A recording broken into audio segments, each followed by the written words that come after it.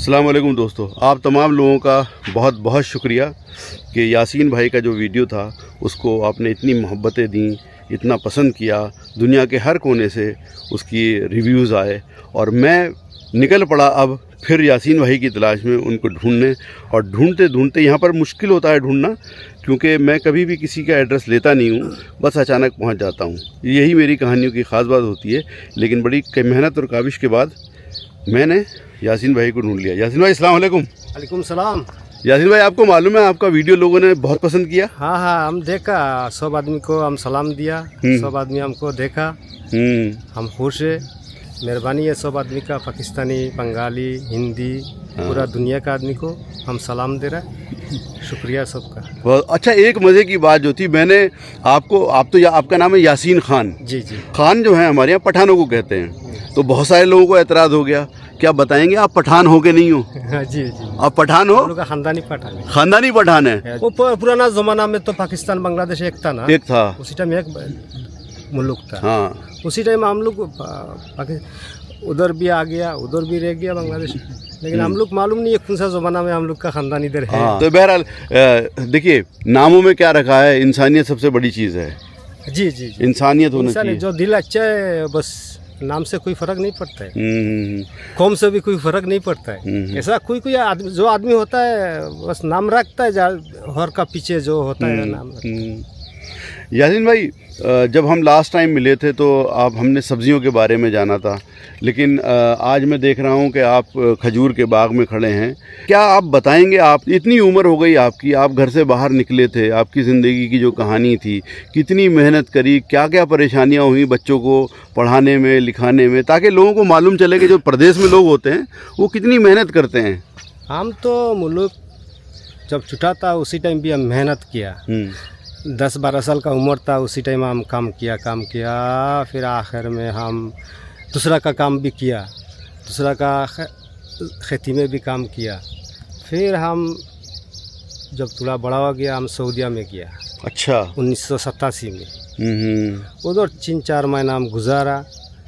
फिर पुलिस पकड़ा हमको, हम मुल्क आ गया। फिर खेती का काम शुरू किया। बाद में आखिर में हम बाहर मुल्क यूरोप जाने के लिए हम इंडिया गया। अच्छा, ट्राई किया यूरोप के लिए? हाँ। इंडिया फिर हम विजिट में गया, कलकत्ता फ्लाइट में गया, आना जाना का टिकट था।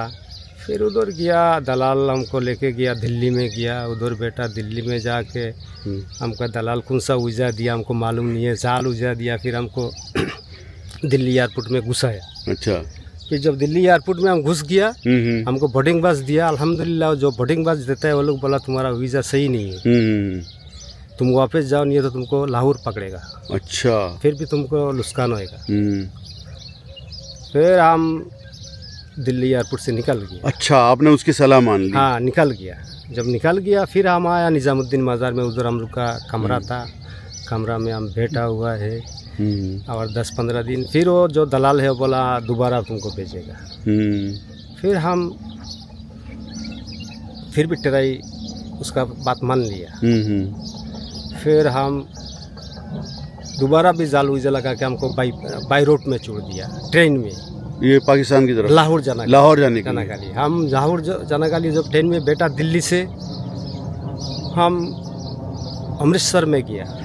जब अमृतसर में गया इमिग्रेशन में, उसी टाइम सुबह था, हम पासपोर्ट दिया इमिग्रेशन में, उसी टाइम हमको पुलिस पकड़ लिया। अच्छा। बोला वीज़ा तुम्हारा सही नहीं है। फिर भी जाल वीज़ा है, जाली वीज़ा है। हाँ।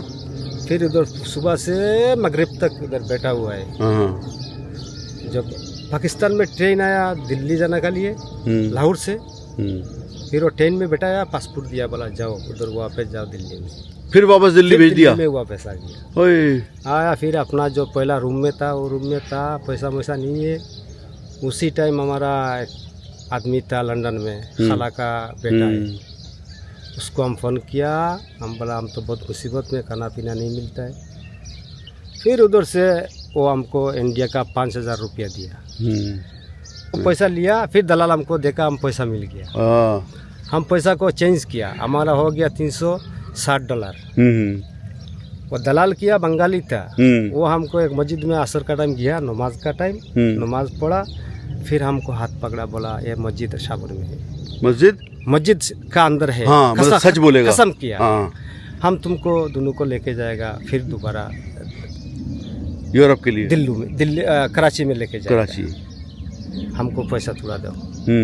फिर हम यकीन किया, $200 दिया उसको। अच्छा, फिर दे दिया आपने? फिर दे दिया $200 अल्लाह। दिया।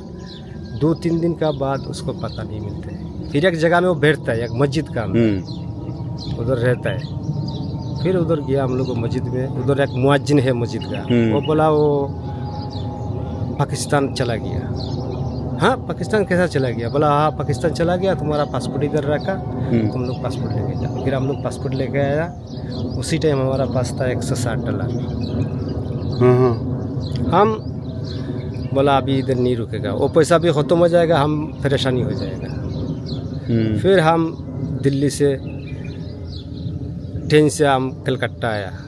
कलकत्ता से हम आया बस में बशीरहाट, अपने मुल्क नहीं इंडिया में बशीरहाट। ओके, बशीरहाट आया। उधर एक बंगाली घर था, उधर एक मज़ार था पीर का, उधर गया, वो लोग खुश हो गया। बोला पूरा दिन में कोई आदमी हम लोग का घर में नहीं आया, हम लोग मेहमान आया, हम लोग खुश हो गया।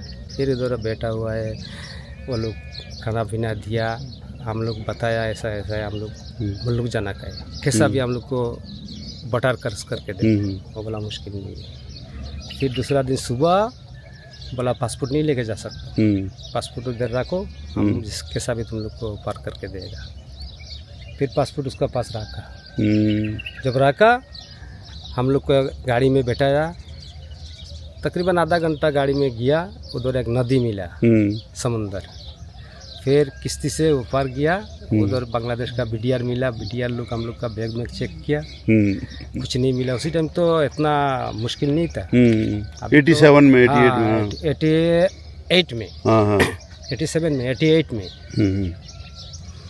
फिर ढाका में आया, ढाका से घर में पहुंच गया। ओहो, तो ये कितने दिन बाहर रहे आप? 2 महीना। 2 महीना ख्वार होके, हाँ, परेशान होके, लुट के पिट के पहुंचे।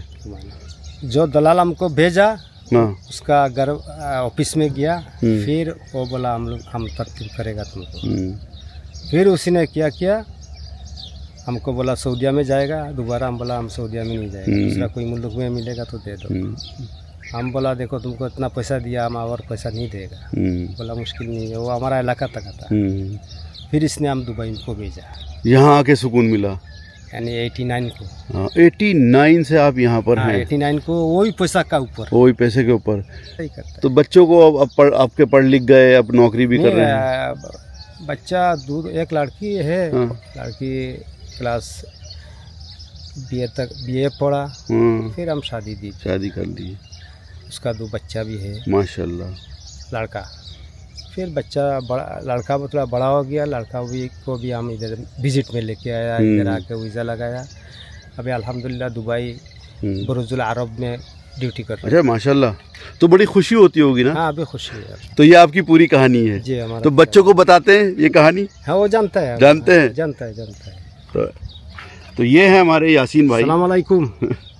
यासीन भाई की जो कहानी है, उन तमाम लोगों के लिए एक इंस्पिरेशन है, मशअल राह है, जो माँ बाप अपने बच्चों के लिए बेइंतहा मोहब्बत करते हैं, घरों से दूर रहते हैं, ख्वार होते हैं, ताकि औलाद जो है वो कुछ अच्छे तरीके से ज़िंदगी गुजार सके, जो कि यासीन भाई ने करा। और यासीन भाई कामयाब भी रहे इतनी मेहनत के बाद। दुआ करो हमारे लिए। इंशाल्लाह दुआ है। और यासीन भाई, आपको लोगों ने बहुत बहुत प्यार किया है, और अगर कोई आपसे कांटेक्ट करना चाहे तो आप नंबर बता दें तो वो आपसे फ़ोन कर लेगा। हमारा नंबर, हाथ का नंबर 05 44 52 1189। ये आपका व्हाट्सएप का नंबर? हमारा व्हाट्सएप का नंबर है। हाथ का नंबर 05 61 51 2545। तो जिसको भी कांटेक्ट करना हो, अब यासीन भाई का नंबर आपके पास है। आपको खेती के बारे में, वर्टिकल जो टमाटर उगते हैं, खीरा उगता है, उसके बारे में जितनी मालूमात हासिल करनी है कर सकते हैं। किसी को मिलना हो तो यासीन भाई से मिल सकते हैं।